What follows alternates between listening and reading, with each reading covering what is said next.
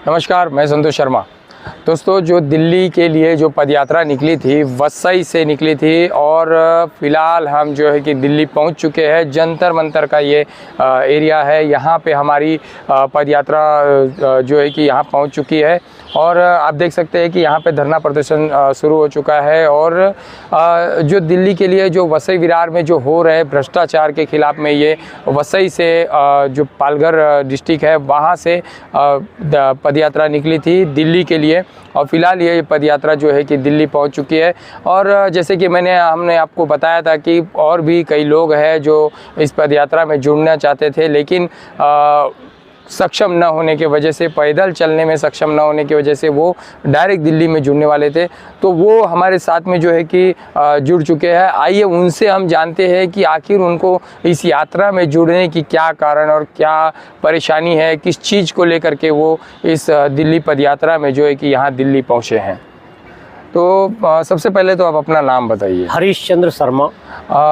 हरीश जी, आप ये बताइए क्या कारण है, किस वजह से आपको ये जो आंदोलन है इसमें आप जुड़ गए हैं? इस आंदोलन में जुड़ने का कारण ये है कि हमारा गैरेज तोड़ा गया, पूरा क्षतिग्रस्त किया गया, नुकसान किया गया। बीएमसी के माध्यम से ये तोड़ताड़ की गई है।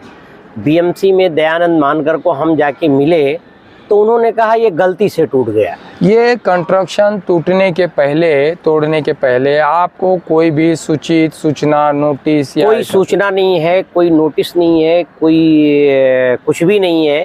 हमारा तोड़ने के बाद जब हम दयानंद मानकर से मिले तो उन्होंने कहा गलती से टूट गया। उसके पहले उन्होंने हमको बोला था कि इसका क्या है, तो हमने उनको पहले पुरावा भी दिया हुआ था। आपके पास जो पेपर्स है वो क्या आप नगर पालिका में सबमिट किए थे? सब सबमिट किए थे, घर पट्टी, tax, light bill, agreement, assessment, सारे पेपर मैं उनको दिया था। मैं 30 साल से वहाँ पे रह रहा हूँ। मेरा गैरेज है, आगे गैरेज है, पीछे रहने के लिए है। घर और दुकान मेरा वहीं चलता था। कुछ गवर्नमेंट के गाड़ियों का हमारा टेंडर था, उनका भी काम पुलिस डिपार्टमेंट का करता था। और इस तरीके से सब था। मेरा करीब 7-8 लाख का तो स्पेयर पार्ट था और पूरा कंस्ट्रक्शन पकड़ के 15 से 20 लाख रुपए का तो ये लोगों ने मेरा क्षतिग्रस्त किया है। उसके बाद हम सीनियर आयुक्त अनिल पवार के पास गए, उनके पास 2 बार गए, उनको मिले तो बोले वो गलती से टूट गया है। उन्होंने कहा है कि आप तब तक टेम्परेरी बना लीजिए, ऐसा कर लीजिए, वैसा कर लीजिए, मगर उनके पास जाने पे मुझे कोई सोल्यूशन नहीं निकला। फिर हमने कोई जगह नहीं छोड़ी कि जहां मैंने कंप्लेन ना किया हो। और आज हम आपके साथ में इसमें जुड़े दिल्ली आके जंतर मंतर पे कि मेरी भी कहीं ना कहीं से सुनवाई होनी चाहिए। इस तरीके का भ्रष्टाचार वहाँ पे है, कोई सुनवाई सुनने को राजी नहीं है। आप जैसे कि बार बार बता रहे थे, हमें फ़ोन कर रहे थे कि आपका कुछ लाइट का कनेक्शन, आप जब वहाँ रह रहे थे तो लाइट का कनेक्शन भी आपका कट किया गया है क्या? लाइट का कनेक्शन बिजली विभाग वालों ने कोई नोटिस नहीं, कुछ नहीं, 1 रुपये उनका बकाया नहीं है। मैंने उनको भी एप्लीकेशन दिया कि मेरी लाइट क्यों 6 तारीख को काट दिया लाइट उन्होंने, और वो भी मीटर के पास मेरा मीटर ले जा रहे थे, मैं मीटर नहीं ले जाने दिया तो खंभे से चढ़ के लाइट काटा। और उन्होंने एक लेटर दिखाया कि मुझे ठाकुर साहब ने बोला है एपीआई। ये ठाकुर कौन? ये ठाकुर साहब पुलिस ऑफिसर हैं। हाँ। वाल्यू पुलिस स्टेशन के। अच्छा। एपीआई ठाकुर साहब ने बोला है। हाँ। हम गए बिजली विभाग में तो वहाँ वैष्णो सर को मिले तो उन्होंने कहा कि हाँ भाई जाके आप ठाकुर साहब से मिलो, वो अगर बोलेंगे तो मैं जोड़ दूंगा, नहीं तो उन्होंने बोला इसलिए मैंने काटा है। मतलब ये कंस्ट्रक्शन टूटने के पहले लाइन काटा गया या तोड़ने के बाद काटा गया? तोड़ने के बाद काटा गया है, पहले नहीं? नहीं, तब तक जब उन्होंने तोड़ा उसके बाद हम उसमें बना करके, हमारा सामान पड़ा था, उसकी देखरेख के लिए हमारी लाइट चालू थी। सामान पड़ा था मतलब आपको सामान खाली करने का मौका मिला? कुछ नहीं, कोई मौका नहीं। मेरे राशन, गैस सिलेंडर, चूल्हा, गद्दा, बिस्तर, खटिया, पलंग, टेबल, मेरा कंप्यूटर, मेरा सारा सामान उसी के नीचे आज भी दबा पड़ा है। और कुछ सामान लाइट कटने के बाद मेरा चोरी हो गया और भी चोरी हो रहा है। मतलब अभी आप वो वैसे के वैसे ही पड़ा है कि अभी सामान आपने निकलवाया है? मैं कुछ नहीं निकलवाया, वैसे ही पड़ा है। कुछ चोर लोग ले जा रहे हैं लाइट कटने के बाद, और जो जिसके दिल में आता है वो लेके जाता है। मेरे 2-4 आदमी हैं, जो आगे का जगह मेरा बचा हुआ है उसमें आदमी लोग रात को रहते हैं, देख रेख करते हैं।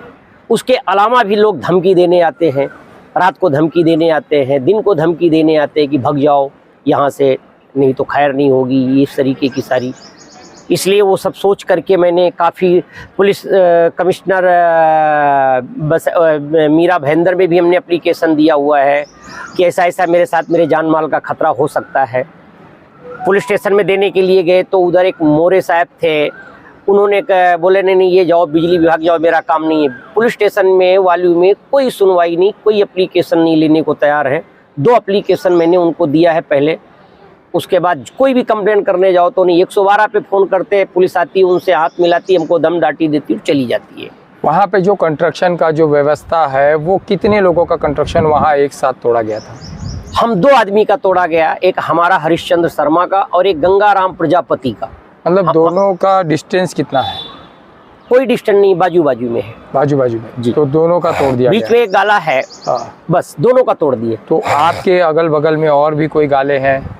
नहीं, हमारे बगल में गाले हैं हाँ। जो कि अभी 3 महीने पहले आम के झाड़ काट करके भरनी करके रातों रात तैयार किए गए हैं और तैयार करके बेचे जा रहे हैं। उसमें लाइट मीटर भी लग गया, घर पट्टी भी लग गई है। 4 महीने के अंदर अंदर वो नहीं दिखाई पड़ता तोड़ने के लिए। तो वो टूटा या नहीं? नहीं, कुछ नहीं, उन लोगों को तो कुछ नहीं तोड़ा है। वो भी हमारे पड़ोस में बिल्कुल लग करके है।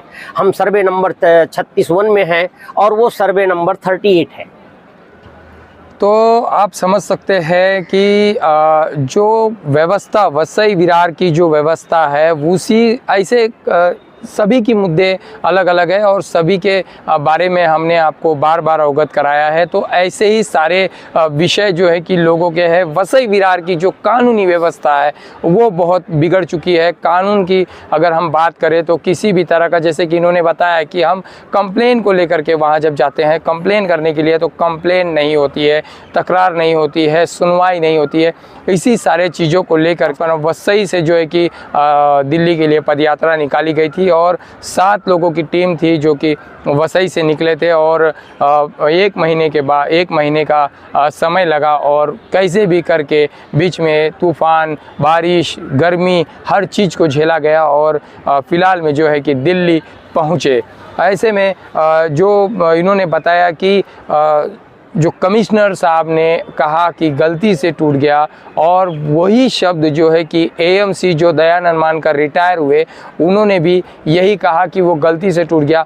ये विषय ऐसा है कि सबसे पहले तो कमिश्नर अनिल पवार जी के पास जब ये पहुँचे, शर्मा जी जब वहाँ पहुँचे तो उनका काम ये था कि उस विषय को लेकर के पहले इंक्वायरी होनी चाहिए थी। वो रिटायर हो रहे थे और रिटायर होने में उनको जो सम्मानपूर्वक सम्मान देते हुए जो रिटायरमेंट दी गई है तो किसी व्यक्ति को उन्होंने बेघर किया है बिना कोई कारण बताए, बिना कोई नोटिस दिए, जो कि नियम का जो उल्लंघन करते हुए। तो उनको कहीं ना कहीं उनके ऊपर जांच बैठानी चाहिए थी, वो इंक्वायरी करनी चाहिए थी। ऐसा कोई भी इंक्वायरी या कोई भी चीज़ न करते हुए ऐसे वहाँ पे जो है कि ध्वस्त किया जा रहा है और लोगों को परेशान किया जा रहा है।